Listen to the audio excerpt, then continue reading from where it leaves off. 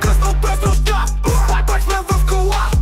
Карам много бързо, гонка искрата. Изведнъж ми викаш: стой, стой. Аз те питам, какво отбих си? Аз колата гледаш с едно око. Брат, не ме ли виждаш?